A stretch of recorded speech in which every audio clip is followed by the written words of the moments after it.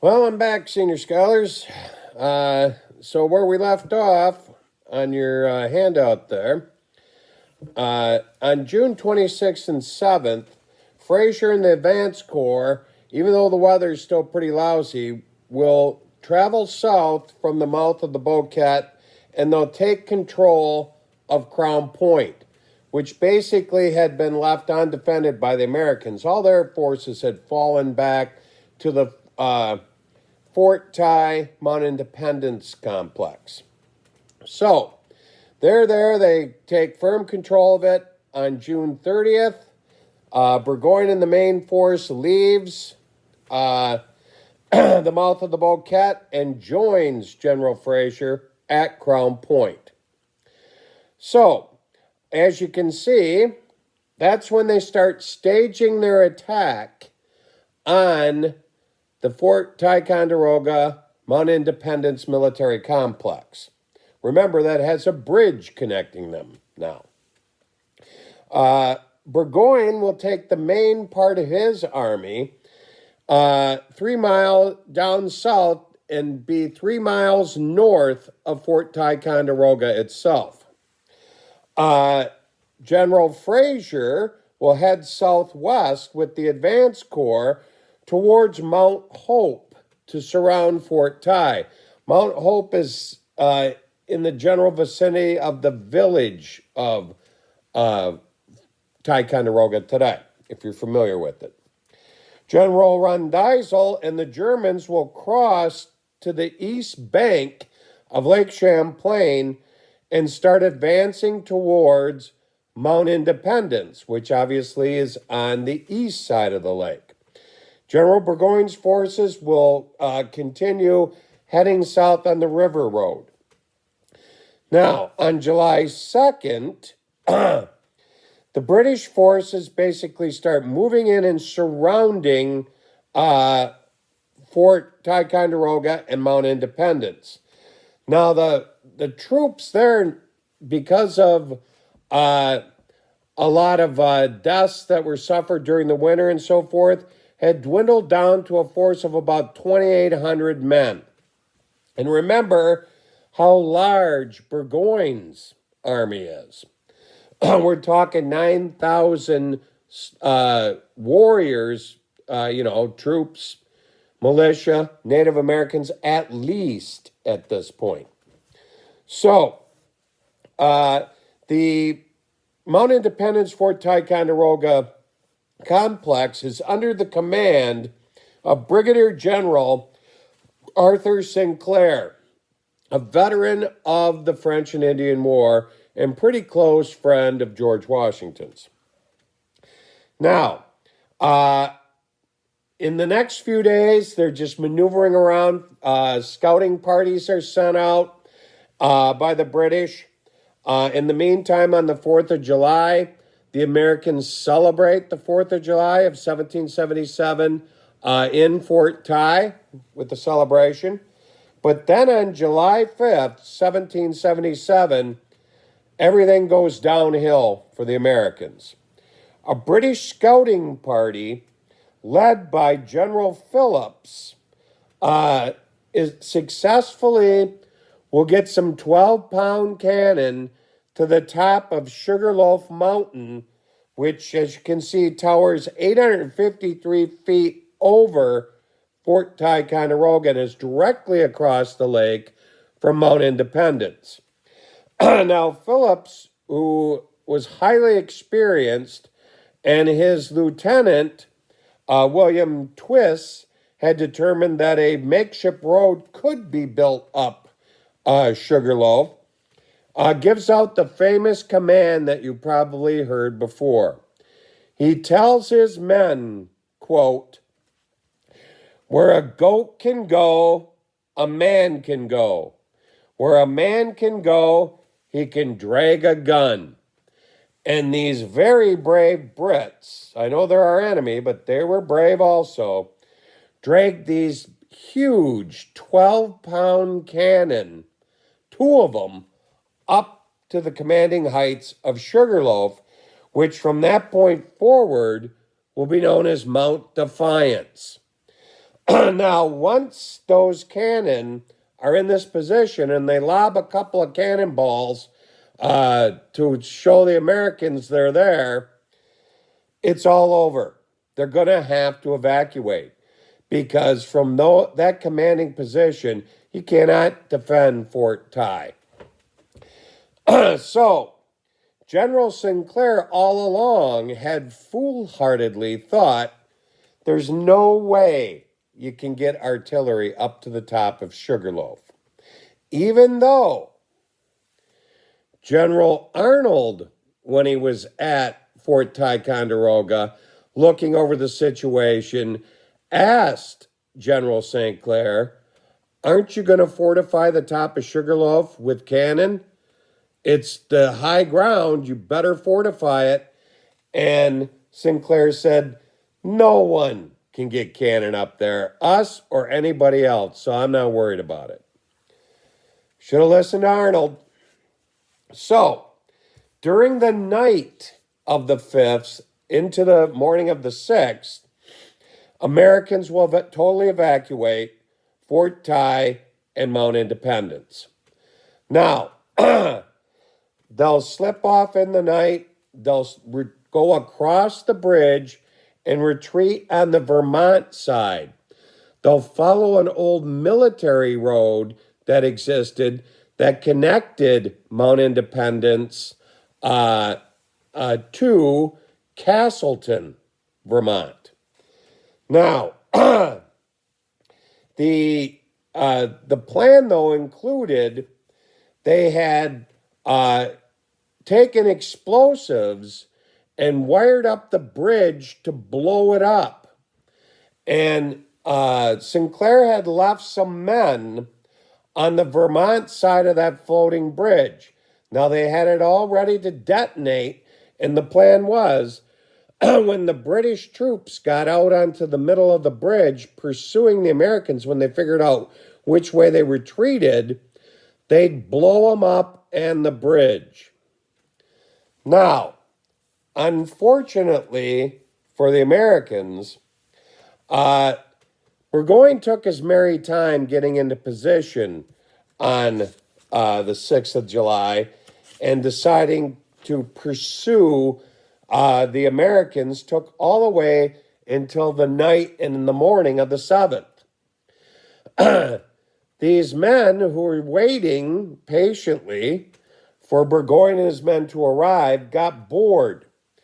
They went into the stores left behind at Mount Independence, and they found several casks of Madeira wine that had been left behind.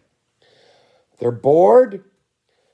They drink the Madeira, drink too much of it, and I guess the best way to put it is when Burgoyne and his men were on the bridge crossing and they're supposed to blow it up, they're sleeping at the switch, so to speak.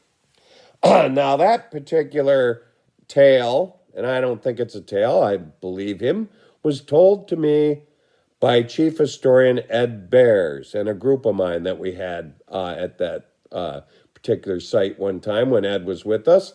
And knowing the intensive research that Ed did, he found it in a lost journal somewhere. So, on July 7th, the Battle of Hubbardton will take place. Now, I'll talk about all the links that I'm going to include in this email later, but one is a pretty good one done by the Hubbardton battlefield about that battle. So this is a rear guard action. Whenever you have a main army evacuating, you'll always put a rear guard well behind it to protect its rear from the enemy.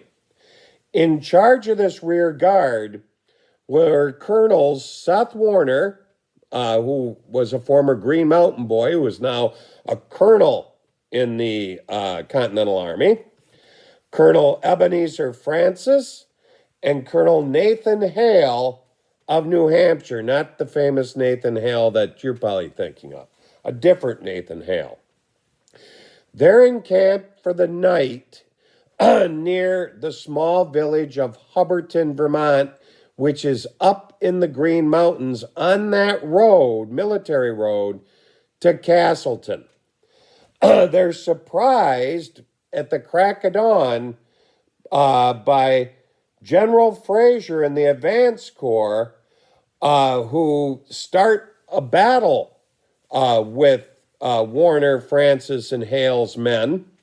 And then what turns the tide of this battle in the favor of the British is when the German reinforcements arrive under the command of General Rondeisel. And they make no mystery about them arriving. They could hear these Germans coming off in the distance because as they marched, they had a small band with drums and fife and so forth that played along as they're marching through the Green Mountains. Now, this, on the surface, sort of like the Battle of Valcourt, was seen as a defeat, but the Fraser's men suffered heavy casualties in this very brutal battle. And obviously, Seth Warner will go on to fight another day. And what it did was accomplish its task. It was a rear guard action. That allowed the main body of the American Army, with General St. Clair, to escape through Castleton and head on down into the upper Hudson Valley. And they do successfully escape, and they will be part of the forces that will end up congregating down at Saratoga in the ultimate battles. So they're going to be saved to fight another day. Now, I don't know if any of you have ever been to Hubbardton Battlefield. In the video, you'll see reenactments that took place there. It's a very beautiful spot in the Green Mountains, especially in the fall. And every July, they have a reenactment there. It's a beautiful place to go to. I've been there numerous times. And I'd encourage you to someday visit Hubbardton Battlefield. And by the way, it is the only Revolutionary War battle to take place in what becomes Vermont. Because as we'll find out next week, Battle of Bennington didn't happen in Vermont. It happened in New York. So, in the meantime, General Burgoyne and the main force is making their way south on the lake down to Skenesboro. That's where Burgoyne gets pretty chummy with Philip Skene, and this really sort of solidifies his reputation of being a loyalist. But Skene's going to sell Burgoyne lots of supplies, and this is where I have my suspicions on whether or not Philip Skene was truly a loyalist or just an opportunist businessman. He's got a really good paying customer in Burgoyne's army, who, remember, he said he will pay everybody in solid coin.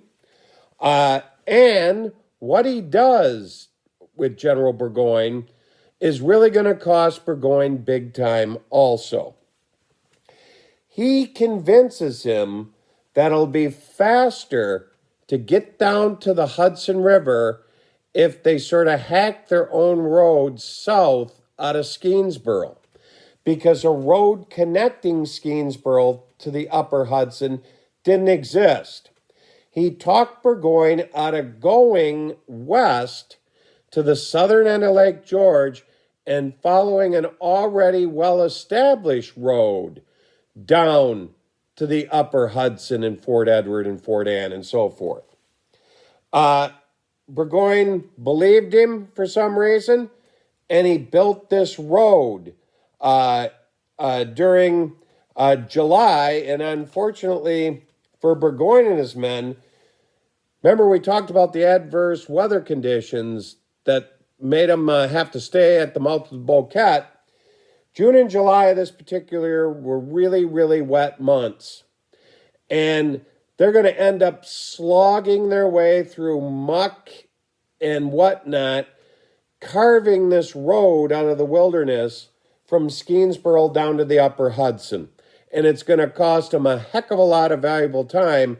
And remember, he's dragging along that bed champagne, caviar, and all those artillery pieces, and it gets stuck in the mud.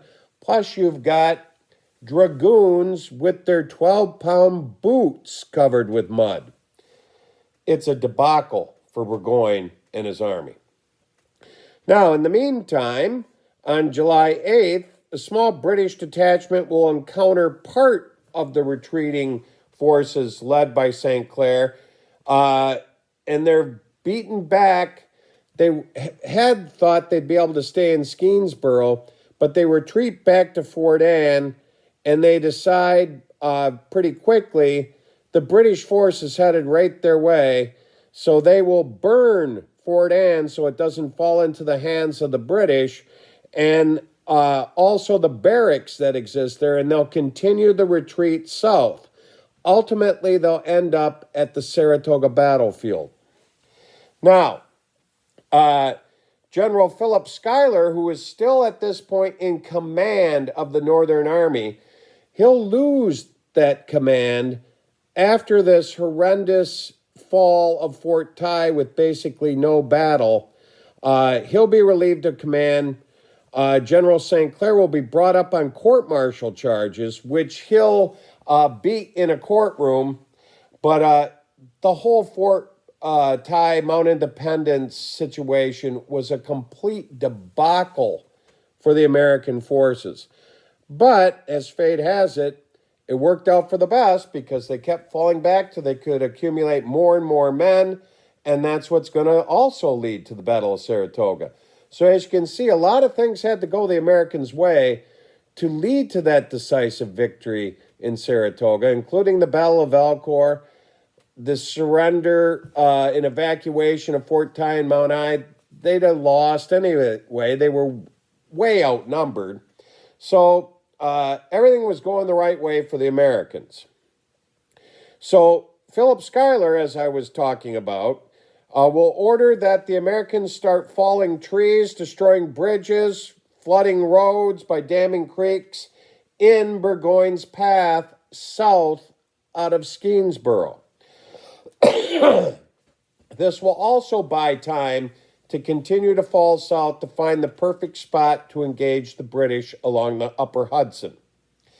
Now, the last thing we want to talk about today, as you can see on your handout, is the horrible event that takes place on July 27th, 1777. Jane McCrae, a very attractive auburn-haired young lady who was born in New Jersey, but her family, after her father died, moved to Fort Edward where they had relatives, was scheduled to marry a British officer by the name of David Jones, who was also originally from New Jersey, but had ended up in the Fort Edward area and was an officer in Burgoyne's army. He's a loyalist, but there were plenty of loyalists in the British Army. Now, she was scheduled to marry Lieutenant Jones, and on the morning of July 27th, she was preparing for her wedding the next day and was visiting one of her friends, Sarah McNeil, one of the bridesmaids, and they were making the last-minute arrangements for this wedding of her to British Lieutenant David Jones. On her way, after leaving Fort Edward to see her friend, around noon, she was captured by Native Americans who were attached to Burgoyne's forces. And later that day, her body was discovered, riddled with several bullet wounds, and scalped. This was a horrible occurrence, obviously, for Jane McCrae. But even worse, remember what we were talking about before when General Burgoyne was making his speech to the Indians at the mouth of the Boquet. He had warned them to leave civilians alone, especially women. So, here's how this ends up playing out. Obviously, the word of Jane McCrae's death, you can visit her grave in Fort Edward today. Uh, it's right across from, in the cemetery from the GE plant there. I've been there a couple times. Now, the word spreads like wildfire throughout the upper Hudson and into Vermont. This was the area that Burgoyne thought there was a stronghold of loyalists that he could tap on to join his forces, buy supplies from, and so forth. These loyalists are saying, what the hell? Jane McCrae was a loyalist, and look what happened to her. These Indians with Burgoyne are brutal, just like the ones at Fort William Henry and at Deerfield, Massachusetts. This really alienates the local people. And anybody who had loyalist inklings quickly turned to rebels. Volunteers and enlistments skyrocket for the Americans after the unfortunate demise of Jane McCrae. This was a large blow to Burgoyne and his army. And in fact, he's even going to see desertions from his army pick up after this debacle. Because remember, her to-be husband was an American loyalist also. This is going to change the hearts and minds of a lot of people in southern Vermont in the upper Hudson Valley. So, that's where we're going to call it quits for this week's material that we're going to cover. So let me tell you a little bit about the email you're going to receive. You're going to have the 2 lectures in it, obviously. I've got some video clips that I've found from the Lakes to Locks program that they made, which worked very nicely for our study this particular week. I also linked you to the Hubbardton Battlefield video, which is very informative about the whole invasion and what happened at Fort Ty a couple days before that, so it's really worth watching. You see some reenactors, not me, but some of my friends in action on the fields of beautiful fields of Hubbardton.